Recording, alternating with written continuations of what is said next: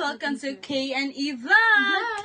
And our content for this video is all about Albert Bandura and his theories. So, let's get started! So, Albert Bandura was born on December 4, 1925 in a small town of Mondray in Alberta, Canada. Educated in a small elementary school and high school in one, with minimal resources yet remarkable success rate. And he also received his bachelor's degree in psychology from University of British Columbia in 1949. He also went in University of Iowa, where he received his doctorate in 1952. And also in 1953, a year before, from 1952, he started teaching in Stanford University. And Bandura was the president of APA in 1973 and received an APA award for distinguished scientific contribution in 1980. So, Albert Bandura is best known for his work in the following areas, and these are Boba studies, observational learning, self-efficacy, and social learning theory. So, Boba study. Bandura's most famous experiment was the 1961 Boba study. In the experiment, he made a film in which an adult model was shown beating up a Boba and shouting aggressive words. The film was shown to a group of children. Afterward, the children were allowed to play in a room that held a Boba doll. Those who had seen the film with the violet model were more likely to beat the doll, imitating the action and words of the adult in a film clip. So, ito po guys ay parang punching bag lang po ng mga boksidor. Yeah, ganyan na ganyan, oh. Parang, ilalabas mo yung naramdaman or mga kasamaang nararamdaman mo sa isang tao, ganyan ba yan? Showing your aggressive words or aggressive actions towards the Boba doll. Ganyan lang po. Kaya si Bandura, ito yung famous experiment niya yung noong 1961. Kaya, until ngayon, parang okay, no? So, ito po yung Boba doll study niya. Ito po yung gawa niya. Ganyan. Ganyan. And the next is observational learning. Observational learning describes the process of learning through watching others, retaining the information, and then later replicating the behaviors that were observed. There are a number of learning theories such as classical conditioning and operant conditioning that emphasize how direct experience, reinforcement, or punishment lead to learning. However, a great deal of learning happens indirectly. So, example of this is a group of children play hide and seek at recess at the school.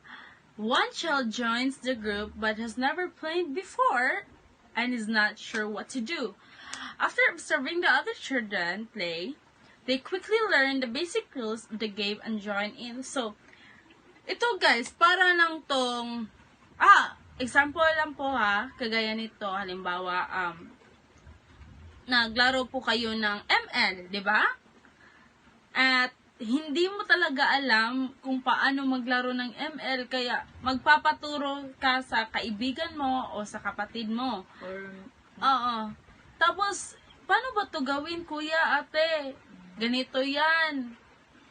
Download mo yung, app, tapos, step 1, ganito, step 2, ganito, ganyan. Kagaya rin ng rules sa school, di ba?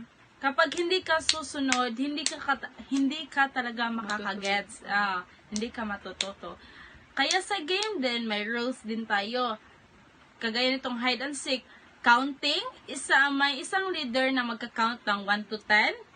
Tapos, tatago lang kayo kung saan-saan na hindi kayo makikita. Tapos, kapag makikita ka na, save ka na, ganyan. So, yeah. Ganon. Simple rules lang po sa isang observational learning. So the last part and the best part of theory of Albert Bandura is social learning theory.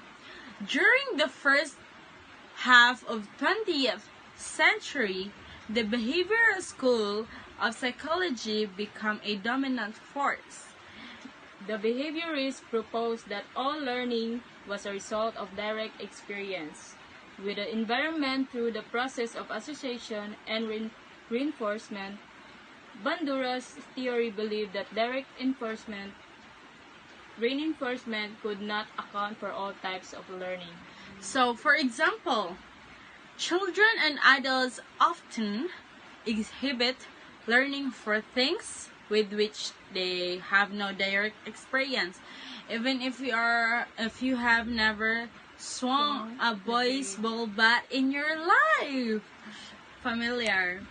You would probably know what to do if someone handed you a bat and told you how to hit a ball. You do like that? This is because you have seen others perform this action neither in persons on television. So, same lang po ito sa observe learning theory. Social learning theory, ito naman, kagaya nitong example na to. You never have, hindi mo talaga nahawakan yung baseball bat. Hindi mo nalaruan o ganyan, nakikita mo lang sa TV, nakikita mo lang sa naglalaro dyan sa field. Tapos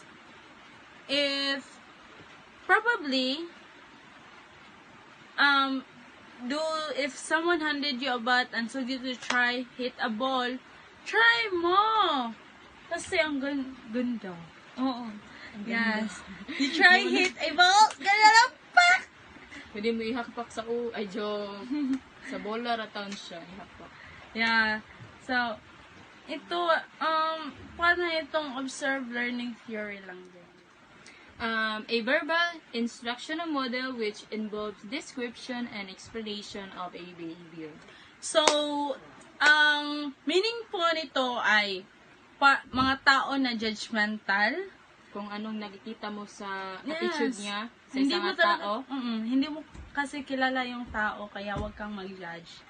And describing other people, like, kung ano naman nakikita mo, ay, nagtatap siya ng tube, hindi naman bagay sa ganyan. Huwag kang judgmental, sis.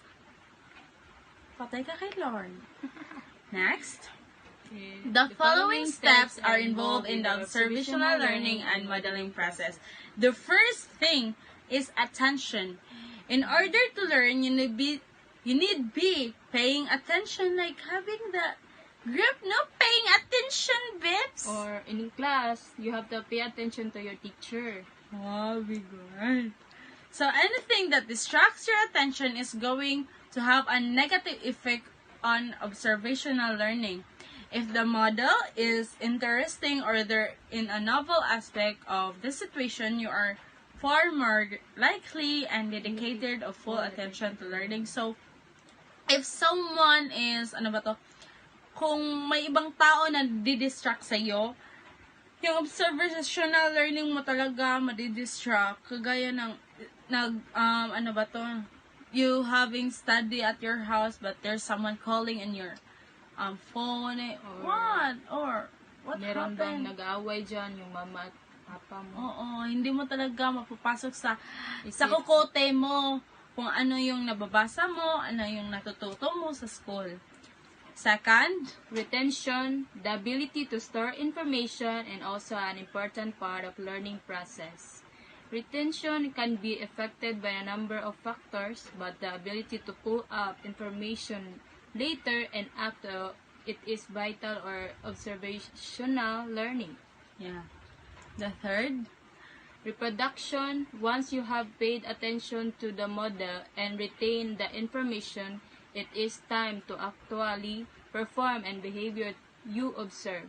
For the practice of the learned behavior leads to improvement and skill advancement. and the fourth is motivation. So motivation, finally, In order of observational learning to be successful, you have to be motivated to imitate the behavior that has been modeled. Reinforcement and punishment play an important role in motivation. While explaining this, motivators can be highly effective. So, can be punished. For example, if you see another student rewarded with extra credit for being to class on time, you might start to show up a few minutes early each day. So, yes, guys, familiar. Like, ano ba to ha? Competing. Competing. Yeah, competing. Ito. Ano ba to ha?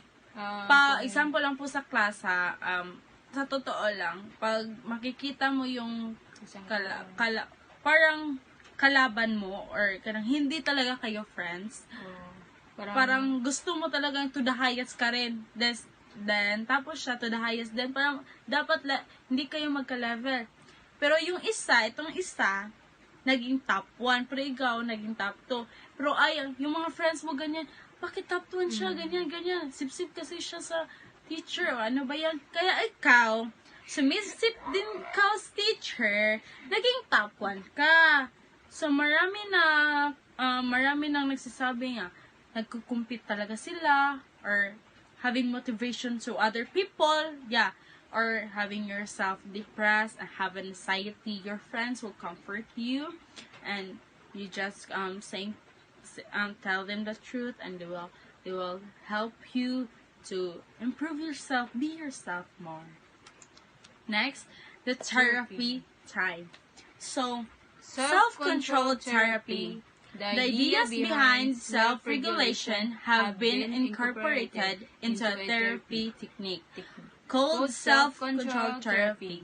It has been quite successful with relatively simple problems of habits such as smoking, overeating, and study habits. So, self-control therapy. So, marami talaga tayong kilala, no? Habit ng, habit ng, ano ba to? Pag-iinom ng mga alcohol. Pagsisigarilyo. Ano ba to? Kain ng kain. Bisag, bisag busog na? Or, kahit full na yung chan mo. Oh, tapos yung study habits, yung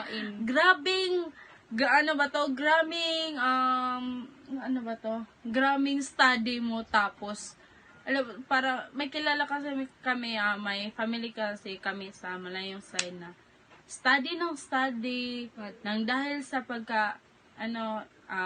taas na, basta ganyan, na, nawala ng pag-iisip. Nawala ng pag-iisip. May ganun na siya. Kanang yung mga pang-highest na talaga. Palagi na lang study. Yung mga nag-iinom, huwag niyong palagi. Hindi yung everyday, okay lang yung taste lang mamliit, tapos the next time taste lang naman.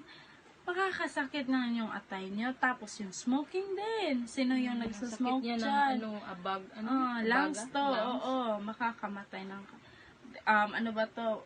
hindi papayat ka ng maayos. Yung overeating naman is, yung kahit puno na yung tiyan mo, kain ka pa ng kain. You're having a disorder, eating disorder na yan. The next is behavioral charts. Self-observation requires that you keep close tabs on your behavior, both before you begin changes and after. This can involve something as simple as counting how many cigarettes you smoke in one day to complex behavioral diaries. With a diary approach, you can keep track of details, the when and where your habit. This let you get a grip on what kinds of cues are associated with a habit. Do you smoke more after meals, with coffee, with certain friends, in certain locations? So, itong behavioral chart ng self-observation is parang may diary ka na or scheduling or list ka kung kailan ka nag-smoke, kailan after breakfast, before breakfast, or dinner, lunch, or having with sasama niya friends. with Oo. friends. Makikita mo talaga kung ilang sigarilyo yung Natitake mo. natitake mo kada araw. The second is environmental planning. Taking your lead from your behavioral chart and diaries, you can begin to after your environment. For example, you can remove or drink tea instead of coffee. Divorce that smoking partner. Good. You can find this time and the best suit for good alternative behavior. When and where do you find go study best, and soon. So parang ito control yourself control yourself from coffee and tea. So parang sa isip mo, ay, itong coffee, makakasama to, ganyan. Pero yung tea, good for your tummy, having your, ano ba to, good for your health. Parang if-feel mo lang na, itong tea, para din itong coffee. Parang sa taste mo lang, coffee rin ito, para hindi ka rin sa chan mo, or sa environmental planning mo. Dapat may plano ka talaga paano mag self-therapy. And the third, self-contracts. Finally, you arrange to reward yourself where you adhere and your plan, and possibly punish yourself when you do not. Yeah. This contract should be written down and witnessed by your therapist, for example, if you have a therapist. And the details should be spelled out very explicitly. Like example, I will go out to dinner on Saturday night. If I smoke fewer cigarettes this week than last week, I will do paperwork instead of I do not. Yeah, this is good for the people who are not having their self-therapy or not controlling their self. Ito po ay parang, ano ba to, Faith? Parang may kontrata ka sa yung sarili mo. May kontrata ka sa sarili mo, tapos parang dapat magsusmoke ka ngayon, and after the next day doon ka na magtatrabaho yung paperwork. Yeah, parang ano ba to ha? Parang may contract ka sa yung self, tapos nakalagay doon na hindi ako iinom ngayong araw, hindi ako iinom bukas. Kapag iinom ako, mas marami pa akong gagawin na ganito, or add na paperwork sa aking sarili. Next, modeling therapy. The therapy Bandura is most famous for. However, is modeling therapy, the theory is that if you can get someone with a psychological disorder to observe someone dealing with the same issues in more productive fashion, the first person will learn by modeling the second. So, Bandura's original research involved modeling therapy. The therapy Bandura is most famous for. However, is modeling therapy, the theory is that if you can get someone with a psychological disorder to observe someone dealing with the same issues in more productive fashion, the first person will learn by modeling the second. So, Bandura's original research involved herpetobics. Herpetobics means this. Ta-da! So, people with a neurotic fear of snakes, the client would be led to a window looking in a lab room. In that room is nothing but a chair, a table, a cage on the table with a latch, and a snake clearly visible in the cage. The client then watches another person, an actor, go through a slow and painful approach to the snake. He acts terrified at first, but snakes himself out of it, tells himself to relax and breathe normally and take one step at a time towards the snake. He may stop in the middle, retreat in panic, and start all over. Ultimately, he gets to the point where he opens the cage, removes the snake, sits down in the chair, and drips in over his neck, all while leaving himself claiming instructions. So, parang may instructions ka, ganito, pupunta ka muna, kagaya kanina yung paano magluto ng itlog. So, yun po ang last na discuss namin, yung modeling therapy. And nandito po yung mga reference sa ibaba. Tingnan nyo lang. Dito po. At sa link sa video na to, nandun din ang reference. Thank you for watching and have a good day. Bye!